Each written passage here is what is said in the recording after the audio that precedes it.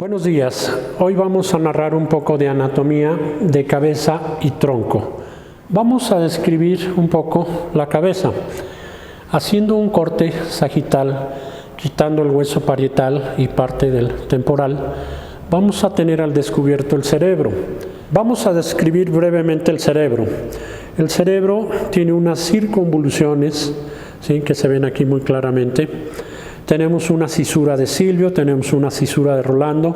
Si lo abrimos a la mitad, ¿sí?, vamos a ver el tallo cerebral y vamos a tener en la parte de atrás la zona que está en verde, ¿sí? Este es el cerebelo, también llamado el árbol de la vida.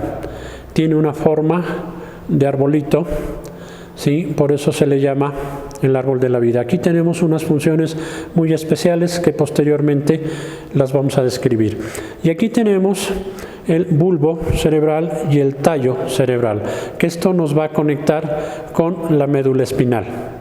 En la bóveda craneana, pegado a hueso, tenemos tres estructuras protectoras del cerebro, que son las meninges, la pia madre, la aracnoides y la dura madre. Esos tres colchones a la hora de los impactos, ¿sí?, protegen increíblemente nuestro cerebro. Por fuera tenemos el cuero cabelludo, ¿sí? Viniendo hacia abajo tenemos parte del hueso frontal y parte del hueso temporal.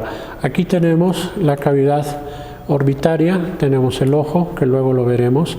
Aquí tenemos el agujero infraorbitario, tenemos el arco cigomático y aquí venimos a dar al hueso maxilar, que es una conjunción de dos huesos. Tenemos la dentadura y aquí tenemos la mandíbula. Esta es la rama ascendente de la mandíbula, ¿sí?, la apófisis de la mandíbula y el cóndilo de nuestra mandíbula. Aquí a este nivel más o menos vamos a tener el agujero mentoniano. Más hacia abajo vamos a tener la tráquea. El primer cartílago que tenemos es el cartílago tiroides. ¿Por qué? Porque está muy cerca de la tiroides. El segundo es el cartílago cricoides, ¿sí? Es un cartílago, tiene un movimiento también peristáltico al momento que deglucimos. Por fuera vamos a ver una rama de la arteria carótida y de la yugular, la vena yugular. Siguiendo hacia abajo, en un tórax femenino, vamos a tener el pezón y vamos a tener la aureola, que está llena de miles de terminaciones nerviosas, ¿sí?, el músculo pectoral. Y si vemos de este lado, del lado izquierdo, vamos a tener las glándulas lactíferas. Aquí vamos a tener el músculo pectoral y aquí abajo alcanzamos a divisar las costillas. Recuerden que tenemos 7 costillas verdaderas, 3 falsas y 2 flotantes. Las 2 flotantes no se ven, ¿sí? Si destapamos el tórax, ¿sí?, las primeras estructuras que vamos a encontrar son los pulmones. El pulmón derecho está dividido en 3 segmentos, ¿sí?, lo que el pulmón izquierdo no. El pulmón izquierdo únicamente tiene 2 divisiones. ¿Por qué? Por la cercanía con el corazón, ¿sí? Si quitamos los pulmones, que luego los veremos más a fondo, ¿qué vamos a encontrar? El corazón. El corazón está, si se fijan, está hacia el centro. Todo el mundo piensa que está muy cargado hacia la izquierda. No, no lo está. El corazón, brevemente, tiene más o menos el tamaño de un puño. Tiene un ápice, tiene sus costados, y lo que tenemos aquí en rojo es la arteria aorta y lo que está en azul es la vena cava. Si abrimos el corazón, vamos a ver unas cavidades que son las aurículas y los ventrículos. Tenemos una aurícula derecha y un ventrículo derecho, tenemos una aurícula izquierda y un ventrículo izquierdo. El corazón tiene 4 válvulas: mitral, aórtica, pulmonar y tricuspidia. Esto es brevemente la descripción del corazón. Continuando con el tórax, aquí tenemos un corte de los pulmones y en medio tenemos la tráquea. Sobre todo, la tráquea tiene 2 brazos, ¿sí? Sobre todo el brazo izquierdo es un poquito más largo por la cuestión del espacio del corazón. El brazo derecho también tiene una bifurcación, se divide en dos, en una Y hacia el pulmón derecho. Si ven estos puntitos aquí, en esta zona, son bronquios tapados con nicotina. Este sería el pulmón de una persona fumadora. Ese problema le llamamos antracosis. Aquí vemos toda la rama las ramas de circulación. Tenemos la arteria, las venas, y recuerden que en los capilares de los pulmones es donde tenemos el intercambio gaseoso. En la sangre va la sangre con CO2 y tenemos la sangre oxigenada. En los capilares de los pulmones es donde se hace ese intercambio gaseoso. Aquí en esta zona tenemos el diafragma, que nos permite la respiración, tiene cierta elasticidad al momento que respiramos, ¿sí? Y nos damos cuenta de la respiración. Debajo de esta capa tenemos el hígado. Esta estructura es maravillosa, ¿sí? Porque se dice que cumple más de 500 funciones y tiene la capacidad de regenerarse. Si le quitáramos un pedazo, el pedazo que queda sigue cumpliendo todas las funciones. Si un pedazo se le implanta a un pequeño, ese pedazo de hígado va a ir creciendo conforme ese niño vaya creciendo. Aquí por la parte de atrás tenemos una estructura verde, que es la vesícula biliar. ¿Para qué sirve la bilis? Para metabolizar las grasas, los lípidos, ¿sí? Aquí tenemos un conducto muy pequeñito que es el colédoco. Es un conducto que tiene el calibre de un cabello, que es por donde pasa la bilis del hígado hacia la vesícula biliar. La vesícula biliar es una bodega.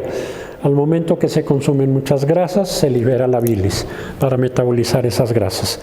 Aquí tenemos el estómago. En el estómago es donde se va a sintetizar todo lo que comemos. Lo que va a desbaratar nuestro alimento es el ácido clorhídrico. ¿Por qué el ácido clorhídrico no le afecta a nuestro estómago?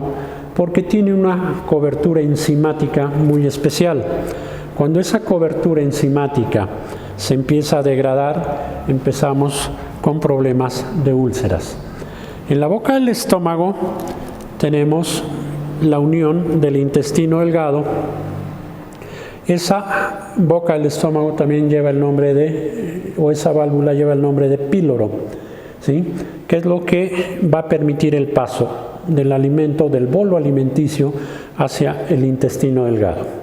El intestino delgado aproximadamente mide entre 5 y 6 metros. Esto depende de sexo, estatura y peso. Se divide en tres: duodeno, yeyuno y ilión. Ya tenemos 25 centímetros de duodeno, 1,25 m de yeyuno y el resto es del ilión. El intestino delgado nos va a comunicar con el intestino grueso. El intestino grueso se divide en tres partes: en el colon ascendente, colon transverso y el colon descendente. El colon descendente nos va a comunicar con el ciego, con el recto y con el ano, que es el final, dijéramos, del intestino grueso. Entre la unión del intestino delgado y el intestino grueso tenemos el apéndice, que se suele inflamar en ocasiones y el único tratamiento que hay es quirúrgico. En la parte posterior del abdomen tenemos a los riñones, dos estructuras con forma de frijol que miden 8 centímetros aproximadamente. Por medio de los uretreros se comunican o mandan la orina a la vejiga y de la vejiga por la uretra al exterior. Encima de los riñones tenemos dos glándulas muy pequeñitas que son las suprarrenales. Aquí se ve una manchita muy pequeñita, es la glándula suprarrenal. Tiene funciones hormonales. Hacia abajo vamos a tener la irrigación sanguínea, las arterias y las venas, ¿sí? La vena renal, la arteria renal, que son las que van a irrigar los riñones. En la parte izquierda, casi en contacto con los pulmones, tenemos el páncreas, que produce una hormona que se llama insulina, que es sumamente importante para regular el azúcar en nuestro organismo. Mediante los islotes de Langerhans, las células alfa y beta del páncreas son los productores de insulina, pero también cuando nos baja mucho el azúcar, libera glucagón, azúcar, glucosa, pero no en la cantidad suficiente necesaria para evitar que uno se sienta mal. En la cavidad abdominal tenemos otra estructura que aquí en el maniquí no aparece, que es el vaso. Es un órgano que se encuentra a la izquierda, justo debajo de la caja torácica, y se encarga de metabolizar los glóbulos rojos caducos, es donde se van a eliminar. En la parte inferior tenemos el aparato reproductor femenino.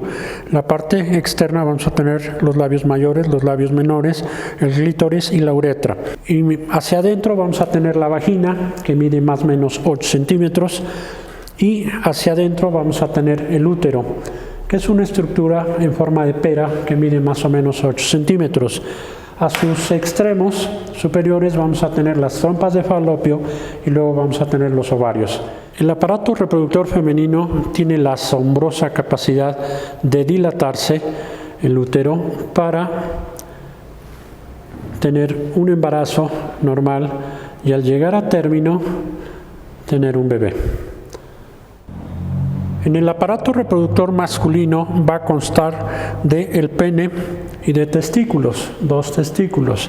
El pene tiene 2 cuerpos cavernosos y un cuerpo esponjoso que al momento de la excitación sexual produce la erección. En los testículos vamos a tener el epidídimo, que es donde se van a formar y almacenar los espermas.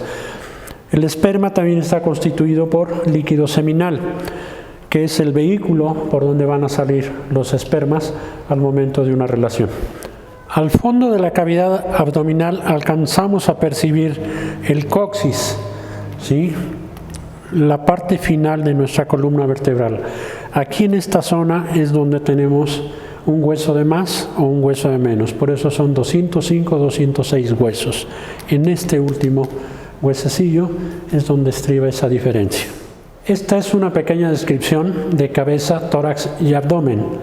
Más adelante retomaremos órgano por órgano, sistema por sistema.